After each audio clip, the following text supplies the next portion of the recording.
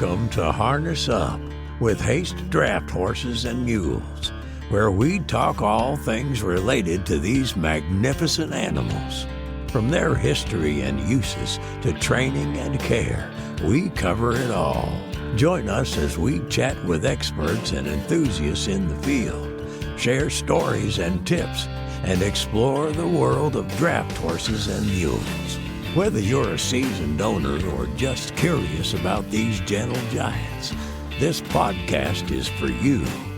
So harness up and join Haste Draft Horses and Mules for some lively discussions about these God-given creatures.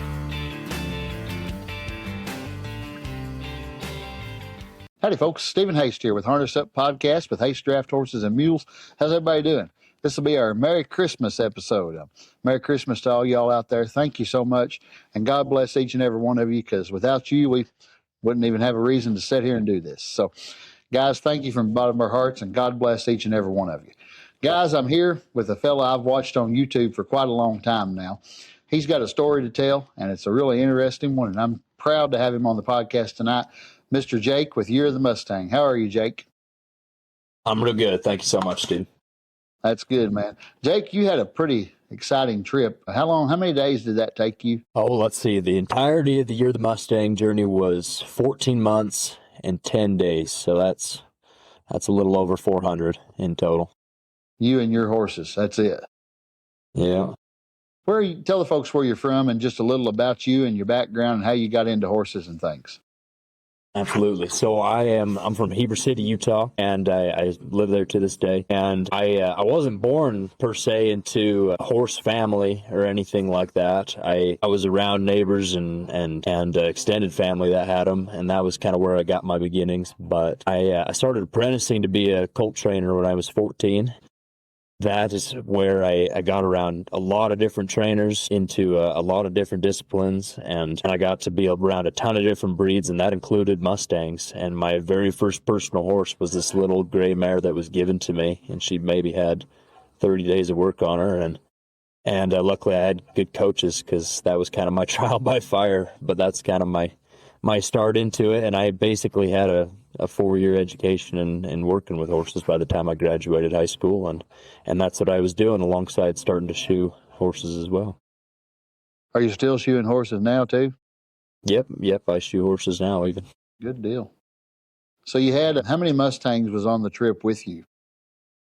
So I left on the trip. So this, for context, this was September of 2023. I left with 3 Mustangs, 2 geldings, and that one same mare I was telling you about. And we did about the first quarter of the trip with all 3 of them before it came high time to send that old mare home. And then my other 2 geldings, they did the entirety of the trip, beginning to end. You packed one and rode the other. That's right. Yeah, we were starting out in a string, and then it was just the 2 ponying along, and yeah, that's how we did the entirety of the trip. Just riding one, leading the other. I'd rotate them. They all packed. They all rode. What made you want to do this trip? Is there a certain reason why you done it? Yeah, it wasn't necessarily just one thing, and it kind of evolved in nature over my growing up. The first initial idea, I was 16, and my friends and we just wanted to cross the state of Utah horseback, and we thought we'd take a summer in our horses and go do that. But that just never came about. We were kids, and I just never let it go. So I kept developing what was possible to do in the United States long-distance horseback, and I was thinking, what about a trip around the West? What would it take to go all the way to the East Coast? And I was probably 19 when I had kind of the rough idea of what I ended up actually doing, which was going from my hometown in Utah all the way to the Atlantic Ocean, New Jersey, and back in a big loop, crossing through 25 states while doing it. So it was something, as far as what we actually did, it developed over time. And my why for doing it, it started out just as kind of a bucket list thing for me, a little life experience. I thought I could see a lot, learn a lot, and have a good time while doing it. But it turned into this opportunity for me to share what I knew about wild horses, having at this point trained so many of them, and get more people interested in adopting wild horses from the Bureau of Land Management. Hence the name, the Year of the Mustang, came about. Exactly. So that's kind of how that all came about, as far as the mission that we were out to accomplish. What really gets me, as a young kid or as any horse person or mule person, you sit and think about doing something like you done. You know, I sit and think about it. I've thought about crossing the country with horses and wagons a lot. But getting the guts, I guess you would call it guts, to actually do it, like I'm going to do this, you had to, how long did it actually take you to come up with, I'm going to do this and actually leave? Right. Well, it came to a point where it had to be more than just a kid's dream, you know, and the biggest element, I think, for tackling a goal like that is you got to set the date. And I was probably, I was 20 or 21 when I think I was 21 when I was like, all right, September 2023, that's going to be when I leave. So I had that much time to, you know, set my checkpoints, and I didn't only had my one personal horse at that point. I had 2 more horses to get. I had gear to obtain. I had all sorts of things to figure out to get myself organized in that roughly less than 3-year period to get everything together. But that was one of the biggest things was saying, this is when it's happening and we have this long to get it done, and not just making it a thing of, oh, you know, someday we'll get around to it when it's convenient. Because I knew, you know, I was 23 at the time, and that was perhaps the most convenient it was ever going to be for me to do something like that. Exactly, yeah. And this podcast is kind of interesting to me too, because I mean, I love this kind of stuff, and hearing your stories is just super interesting. I know it's going to be to a lot of other people. When you was planning your route, how did you do that? Did you just look at a map and figure it out, or did you use online tools, or what did you do? Yeah, it was a big mix of everything, and I knew it would evolve over the course of the trip. And I'm glad where I started out, I'm in a place where there's a lot of public land, right? So I was able to kind of plan my trip for the most part around places where there was public land for us to camp on, which is pretty prevalent. So it was just a matter of finding resources like water and good enough feed while we were out there, which in my home state is challenging. It was simple as finding the places goes. And that changes the more east you go in the continental U.S., the more private land becomes and the less there is of that. Now, also, as I went along, I was building up recognition. More and more people were following what I was doing. They were latching on to what I had set out to accomplish and became a part of it. And along with that, I got better at networking and at meeting people, talking to people, and finding places and people with facilities for horses as I went along, just through, you know, opening my mouth and letting everyone know what our situation was. I'd have people pull over and say, hey, do you need a place? I'd have people reach out, and we had a whole email system going of people inviting us. And that was my dad's job. I put him to work on that. I was like, I need you to go through all these contacts and see what will work and what won't. And it was quite an interesting experiment in a sense, as far as human kindness and people's willingness to help out, but also, yeah, spent a lot of time just camping on public land in almost every state as well. That made you feel like a real cowboy, kind of, I guess, didn't it? Yeah, for sure. Under the stars with your horses. Yeah, in all seasons. What did you take with you when you left? Like when you left home, did you have to take a bunch of food, or how did you go about doing all? What was your plans for all that, and how did it fall apart?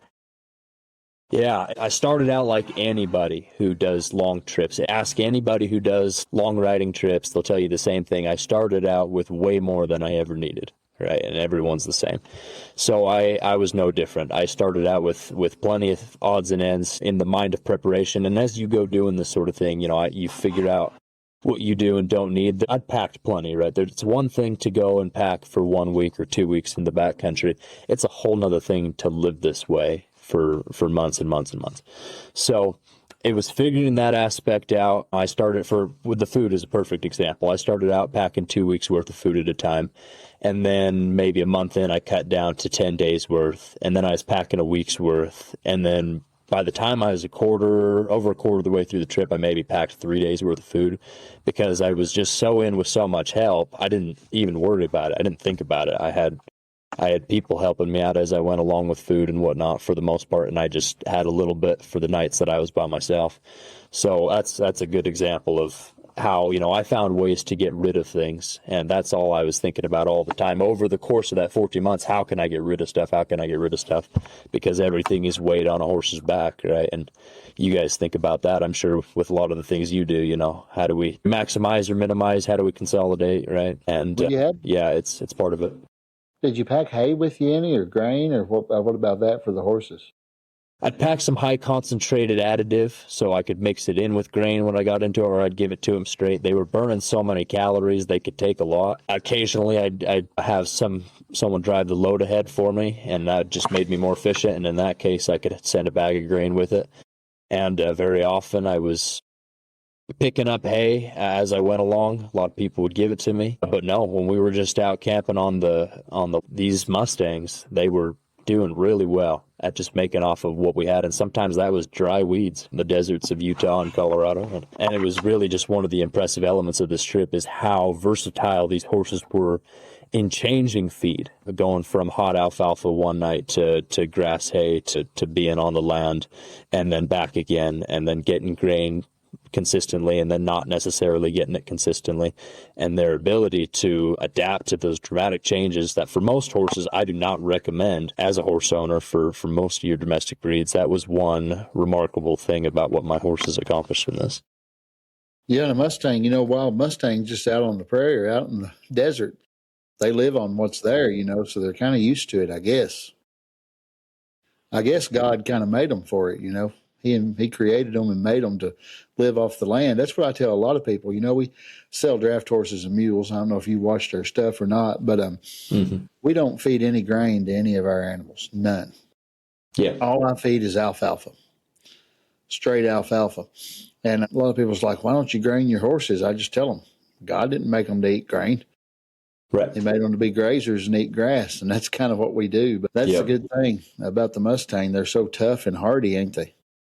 Yep. And I respect and appreciate that, because in your average working horse lifestyle, where they're not, burning the kind of calories mine were, going 25 miles a day, 5 to 6 days a week, I don't grain horses either, right? It's not. Yeah.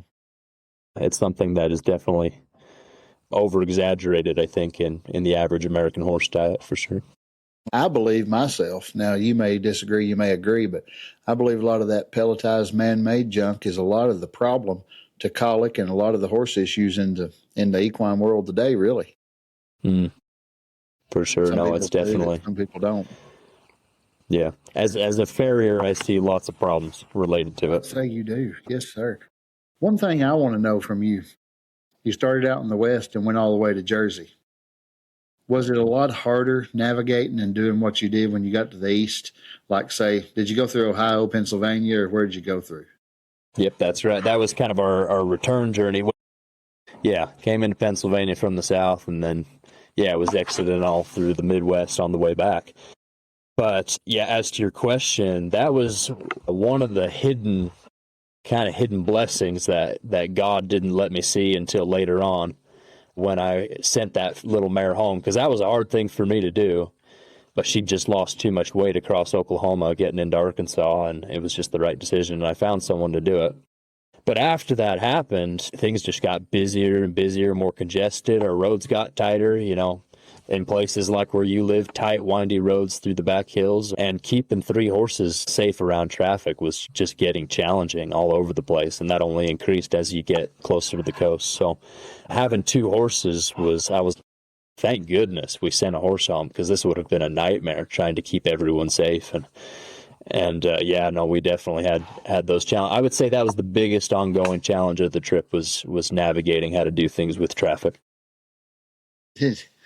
Yeah, I'd say, we deal with it a lot here with driving horses on the road.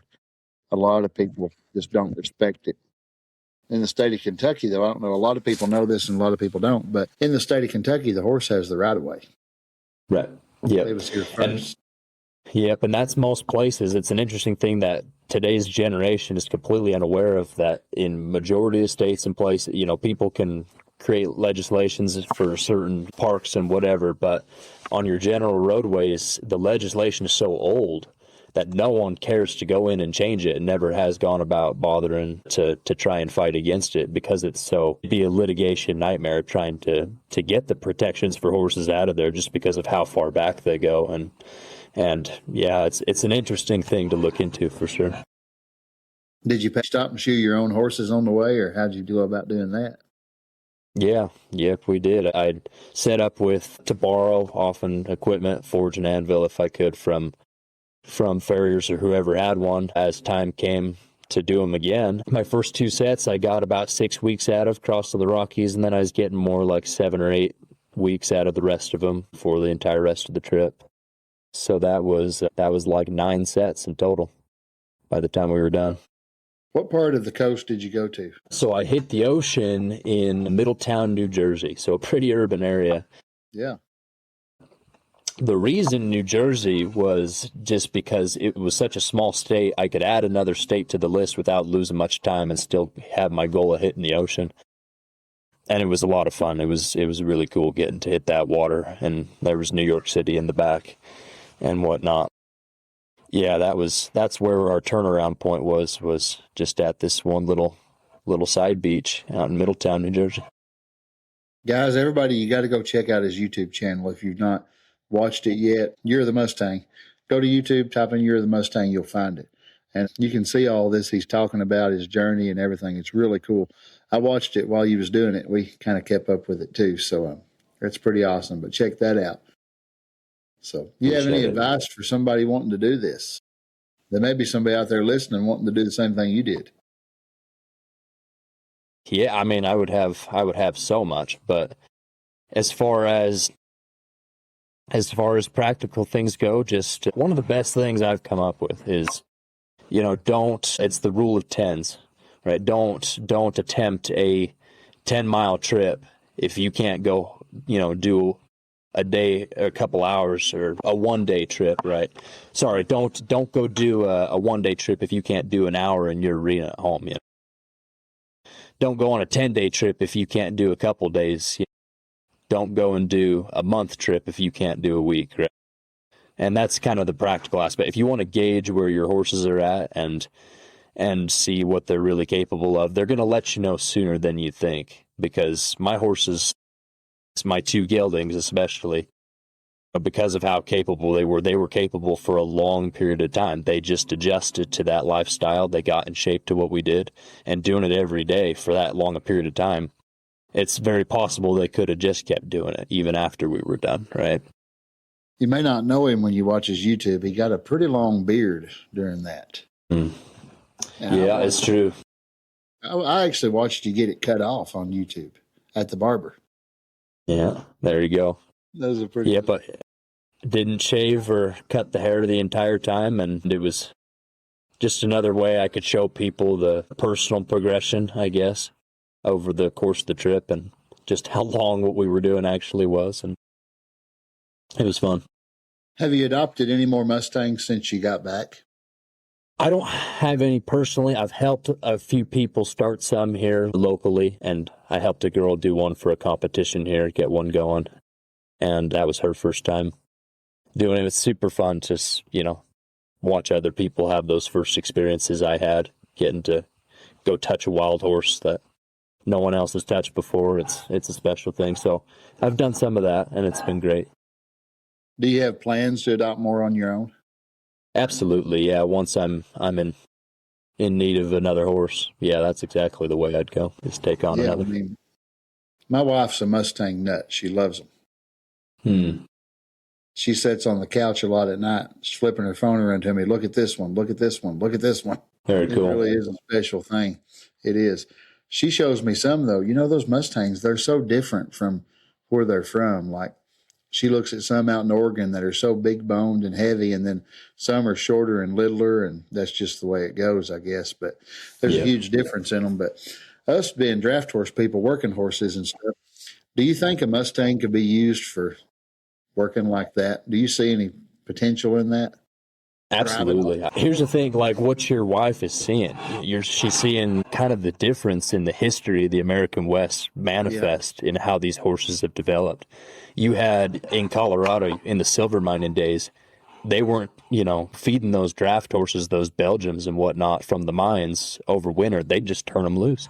And a lot of them would go and just add their genetics to local populations or start new ones. And that's a story that's unfolded with lots of different breeds in every area across the western states. That's what makes up the Mustang. A lot of people think, oh, they've got all this Spanish blood in them. Majority of them have very little Spanish blood.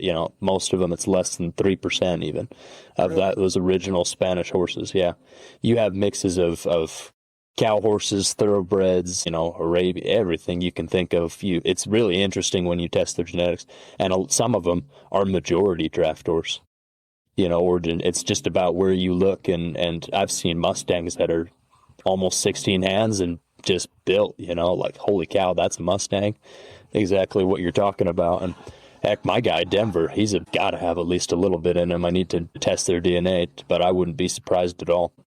Just, you could adopt some is what I'm saying that would probably be inclined to do that sort of work. Absolutely. They've got the build for it and the bone and the feet, but even breeding them into it as well could get you some characteristics that would be really, really valuable, I think. Have you ever worked a Mustang in harness? I haven't personally. Yeah, no, I haven't driven too much, only a little bit, but maybe something to start, That'd be cool to look into. Have you teach me a thing or two? I could. We could show you now. That's for sure. For sure, Lord. I like a Mustang. I don't have no experience with them. I mean, I never really seen one or was around one until she adopted one when we was together. And it's just something. Around here, there's not many of them. But in the last few years, we got a expo center up here at Liberty, and they started having adoption there once a year. Right. And a lot of people are going up there and getting them now around here, and you see a few around now. I got a neighbor across the way over here from the barn. He drives only Mustangs, the Amish guy. And that's the only horse he drives. He's got 4 Mustangs. That's all he's got. Wow. Yeah. One old gray mare he's had for probably 15 years. And his kids drive her to school. Very cool. So yeah, there is a huge potential for Mustangs to be, I think, For sure. That's what I recommend for most people. Like, I spoke at Mustang Heritage event in Lexington here back in June, and wow. And that's a super cool event. And a lot of these yearlings are, they've got a few horses obviously trained under saddle. That's what everyone wants, is a horse they can ride right now that are trained phenomenally. And those go for higher prices, but a lot of these yearlings are just halter broke, and you can pick up their feet and load them in a trailer. And, people are walking out of there a couple $100 for a horse that is already halter broke and will grow up with you a little bit. And that's the way to do it for most people, I'd say. Not everyone's got the education and the confidence in horses to go out and adopt a 4 or 5 plus year old Mustang out of the pens, because that's a whole nother type of horse training. Absolutely. But I would point people to those sorts of auctions where trainers have already gotten them going, and it's economically completely viable. And you should do the Extreme Mustang Makeover Challenge. Yeah, I've done similar. I've done several. That's how I got my third horse. Was the Impact of the Horse is a similar Mustang kind of training event where you're taking those horses for 100 days. And I'm looking at them. I got a little pile of tags of Mustang tags of ones that I did for 100-day competitions over the years. And I absolutely have enjoyed that. Whenever you got to the coast, how long did you take? A pretty long break, or did you just turn around and go straight back? Yeah, I had 2 rest periods on the trip that were kind of planned extended rest periods. I did about 2.5 weeks in Gravette, Arkansas, and then I did 11 days when I was at the coast, and I stayed at this hunter jumper barn out there, and kind of got everything together, ready to turn around, and did some touring around. But got the horses a good break. But after that, we were so pressed for time to get back to Utah before winter hit. I did no official lengthy rest all the way from New Jersey to Utah, and from Illinois to Utah, I did 6 days a week. How many miles a day was you covering then? We were covering, on average, over the whole course of the trip, about 20 miles a day. And in that last quarter, like Illinois to Utah, like I was telling you, it was probably closer to 24. We were moving. Did you trot them a lot on the trip, walk them, or what? I guess you walk most of the time, but Yeah, it just depends on where we're at. Most of the time you're walking. Some days, yeah, it's just a walking day. But I'd get in spots where I could trot out in the fields, out on the plains, and we'd trot for a little while, get a few miles in under trot. But yeah, when you're leading a horse, you can only go so fast. did you use a GPS? Yeah, yep, GPS tracked everything and down to the mile, so we could have a record of what we did. But also, yeah, just so the navigation took care of itself and kept it pretty simple. You didn't get lost in it, did you? You didn't get lost in it. Yeah, well, because of GPS tracking and everything, I always knew where I was, per se, but no more lost than I already was going into new country every single day, a new place, and trying to get to somewhere I'd never been before. But yeah, no, I would say we never really got lost. You can still make mistakes and make wrong turns, of course. What about wildlife? I know you had to see wildlife, but was there anything that really stuck out to you? Yeah, we saw a little of everything, which was a super cool thing about the trip. I felt like we had a pretty well-rounded experience from, bighorn sheep in New Mexico to black bear in Virginia and, all sorts of stuff. But I remember, this is a good story. I was camped out on one of the biggest ranches in the country. It's the biggest ranch in New Mexico and Colorado. It spans both of them. And it was days to get across. And I was camped out on the Vermejo River. And it was our day off. It was Sunday, so I go and I'm washing my dishes out by the river. It's not a very big river, more like probably what you guys in Kentucky would say is a creek. But I look across. It's dark. It's 7:00 in November, and these bright eyes catching my headlamp. And then this little young mountain lion sticks his head out of the grass across, staring dead straight at me. And I'm thinking about my horses that are staked out in the meadow behind me. So I go skipping on some stones. I didn't have a gun or nothing on me. I had my knife, but I go skipping on some stones and I just start yelling and hollering and I go running at him and I run him up the hill. And yeah, it was a funny deal, but we didn't sleep too well that night thinking about how close that lion was. I'd say not, for sure.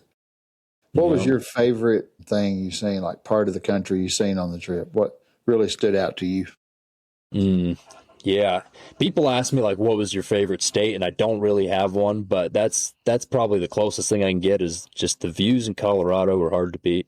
I went through some beautiful mountains out there. But Virginia, heck, Kentucky too. But yeah, Virginia is beautiful in the southern parts. Yeah. Some of the prettiest places I've seen. Seen them Blue Ridge Mountains, didn't you? That's something to see. Did you ride the Appalachian Trail any? I rode chunks of it, yeah. Plenty of it's not open, obviously, to stock, but yeah, for some of the chunks that were, yeah, I'd get on there a few times. It's not really built for animals, is the truth of it. A lot of it's, just markers on a tree. You've probably seen plenty of it, but yeah, so some of it's, rough stuff, but yeah, we did ride chunks of it in, let's see, Virginia, Pennsylvania, West Virginia, not West Virginia, yeah. Different spots. You went a big circle then. You went south on the way out and then up and then more north. That's right. Yep. It was kind of a dip southeast and then into the winter months I was going straight across from New Mexico all the way till I hit North Carolina essentially. And then I went straight up the Appalachians until I got into Pennsylvania and New Jersey, and then we had a more straight line back. Did you run into any really bad weather? Did you get caught out in any tornadoes or anything? Yeah, wildest thing. I was in Scott County, Tennessee, the only tornado we had nearby in March.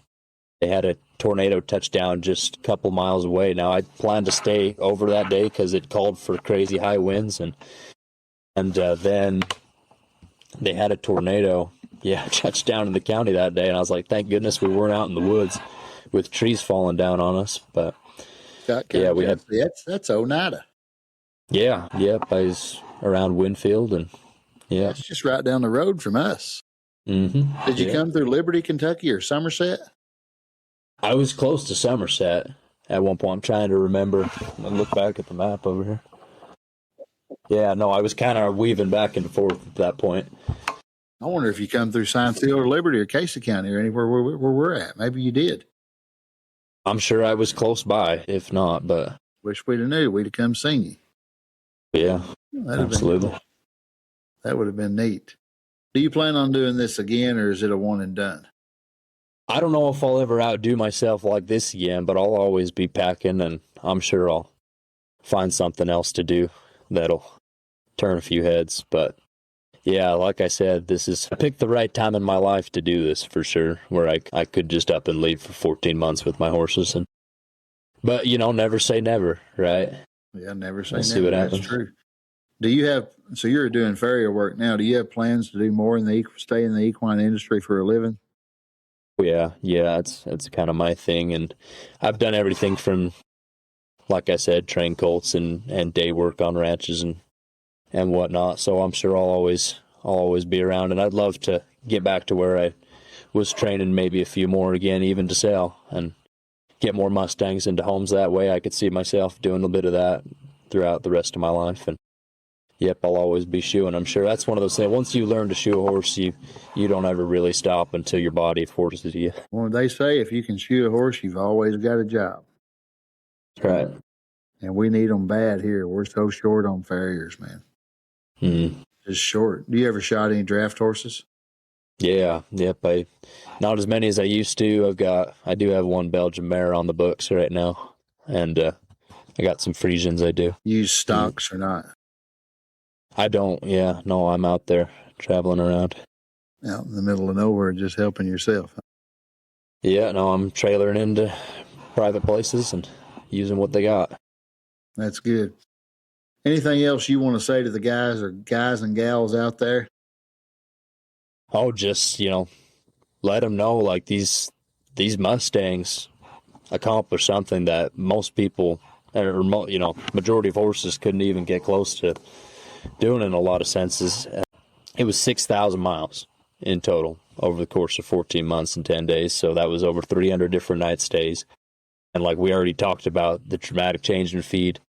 The two geldings who did the entirety of the trip maintained pretty healthy weight over the entire course of the trip, and ended in completely healthy weight declared by a vet. And it was never lame once. We didn't have a single lameness issue. We had bumps and cuts and scrapes here and there, obviously, but no one was ever lame to walk the entire time. And that was something I was super proud of those horses for, was just how well they physically maintained themselves over the course of the trip. So just something to be said for these horses. Something to be proud of yourself for, too, keeping them that way, You had to do a pretty good job care for them while you was out there to keep them that way, too, Yeah, it took a lot, for sure. Did you have to stop at any vets along the way and get checkups or anything? Yeah, yep, we kept them vaccinated, especially as we were staying with lots of different people. And yeah, we got them checked out twice. We had one or two bump their eyes on stuff and got them checked out for vets for that, but nothing that couldn't heal in a couple of days. Yeah, we had a few checkups here and there. That's awesome. Somebody wanting to get into Mustangs, you have any words of wisdom for them out there? I definitely, look into someone who's been around them and who's had some time. And if that's hard for you to find, there's definitely communities out there you could get connected with that could point you in the right direction. And if you're someone who is still having trouble with that, getting the education to train those horses, you can find those horses that have already had a lot of miles put on them and invest in a horse that way, no different than you would in a trained domestic horse, right? So yeah, exactly. Yeah, you just do your homework like you would buying any horse, and make sure you dot your I's and cross your T's when you're looking for the right one. But if you're looking into training, yeah, absolutely look for somebody who can kind of share their knowledge. Tell them where to find you at all your socials and stuff. Yeah, so you can find on YouTube, it's under Jake Harvath, as well as on TikTok, and then on Instagram and Facebook, it's Year of the Mustang. And we're putting out videos there on the main channel, as well as stuff on the other platforms. But YouTube is where we put out a lot of educational stuff, informative stuff, as far as the trip and the sort of thing. So if people are interested in learning, about the sort of things that I do as far as packing goes, and on the trip, there's videos about that. You can go back, as Steven said, and watch the entirety of the trip. We did a video a week over the entire course. It's a great series. And yeah, if you want to support us, you can go to you'rethemustang.com. There's different ways to do that there. Guys, check him out. You won't regret it. And Jake, thank you. I appreciate you. I really do. Absolutely. For being on here with us. And guys, check us out too. Of course, you know our website, www.drafthorsesandsmulesforsale.com. We train and sell draft horses if you're new here. Also, our YouTube's under Haste Draft Horses and Mules. We're on Facebook, Instagram, TikTok, all across the board. So, Merry Christmas to all y'all. Thank you. And Jake, thank you. And we'll see y'all soon. God bless you. See y'all. As another captivating episode of Harness Up with Haste Draft Horses and Mules draws to a close, we extend our sincere gratitude to our listeners for joining us on this enlightening journey. We hope today's discussions have deepened your appreciation and understanding of these magnificent creatures. Remember, the adventure continues beyond this podcast. Stay connected with us on social media and share your stories. For more information and to explore further, visit drafthorsesandsmulesforsale.com. Thank you for being part of our community. Until next time, keep harnessing your curiosity and passion for these God-given creatures. Farewell for now.